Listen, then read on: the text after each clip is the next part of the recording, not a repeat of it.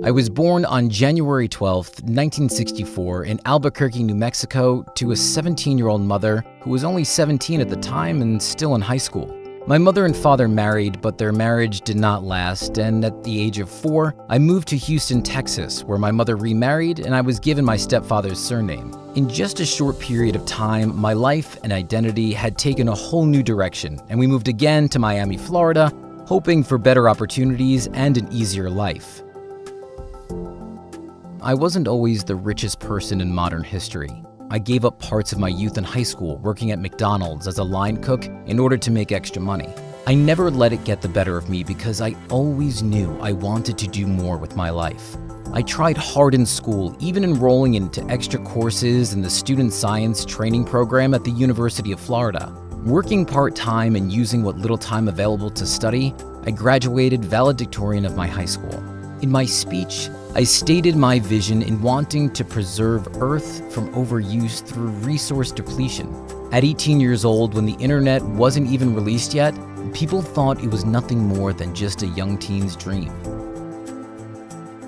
At first, I didn't know what major to choose in college, but then I remembered building an alarm system when I was younger to catch my siblings when they tried to sneak into my room. So I attended and graduated from Princeton University with degrees in electrical engineering and computer science, and began working for a number of companies, from a financial telecommunications startup to banking, where I gained valuable knowledge about the inner workings of Wall Street.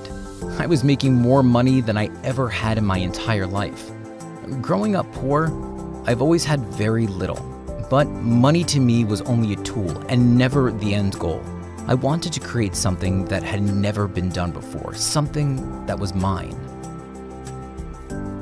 By 1994, at the age of 30, I was the senior vice president for one of the world's largest investment management firms, but I still wasn't happy. This was the fork in the road for me, and I knew I had to decide if I wanted to continue this path or take a huge risk and follow my dreams of creating something more. After writing a business plan, I quit my job and began searching for investors for my company. I warned them that there was a 70% chance that my new business could fail because the idea of blending the internet and commerce had never been done before. They were just as ambitious as I was, and on July 5th, 1994, I launched my business from my garage. At first, we only sold books, but I knew from the very beginning we wanted to sell everything people wanted. It was always clear to me that the internet was going to revolutionize the way people lived, and physical bookstores seemed like one of the more obvious things that would change.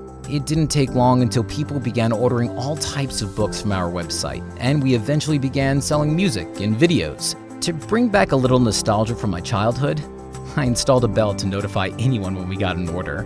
But after a few weeks, we had to turn it off because we received too many, and the bell became annoying. Just as we began selling things beyond books, in 2000, the company hit rock bottom. A combination of fierce competition and the dot-com bubble burst led us to near bankruptcy.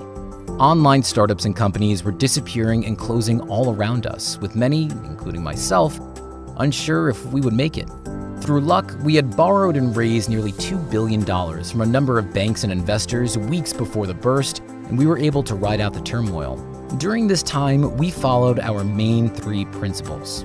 1. The customer is first. 2. Stay innovative and remain inventive. And 3. Be patient. To us, inventive meant more than just e-commerce. It meant admitting that we weren't perfect and that we would solve our mistakes. We began as a humble online bookstore turned into an online e-commerce store where anyone can find anything from A to Z as the logo shows. It wasn't always called Amazon though. At first, I wanted to name it Cadabra or Relentless, but was talked out of both. I finally chose Amazon after the largest river in the world by volume. But I wanted to do more than e-commerce, so I quietly founded Blue Origin, a human spaceflight startup company in 2000. By 2015, we had our first test flight into outer space and plan on having our first commercial flights into space by 2019. I want to live in a world where everyone can travel throughout the universe, just as they can now travel by airplane around the globe. It may seem out of reach, But not so long ago, your only option to purchase a book was to walk into a store. Of all the goals I had in mind, becoming the first centibillionaire on the Forbes Wealth Index was never one of them. The aim was always to produce services that could make life easier and better for others, a task that was not always easy for me. We revolutionized the way people purchased their goods and services, making it so that they don't even have to step out their front door to get the things they want. My success was to work diligently towards my own personal goals. The thing with ambition is that it can never be fully quenched, and once one goal is reached, others have to follow. I like to believe that pride and joy can be taken from your accomplishments, but you can't rest on your laurels for too long afterward, or life will become stagnant. You have to strive for more goals and more achievements. This might seem tiring, but when you have a passion for life and a desire to create things that are beneficial for the world, the passion will give you the energy you need. The hard work will become enjoyable, and it will also give you a sense of purpose. It won't always be a smooth road, and sometimes people won't always agree with the approaches that you take or the things that you do, but I've always believed that in order to do new and interesting things, you have to have thick skin and an ability to tolerate critics. You should always take on board what others have to say, but if you can't see their logic, you need to have the resolve to stick to your guns. My name is Jeff Bezos, and I am the founder, chairman, and chief executive officer of Amazon.com.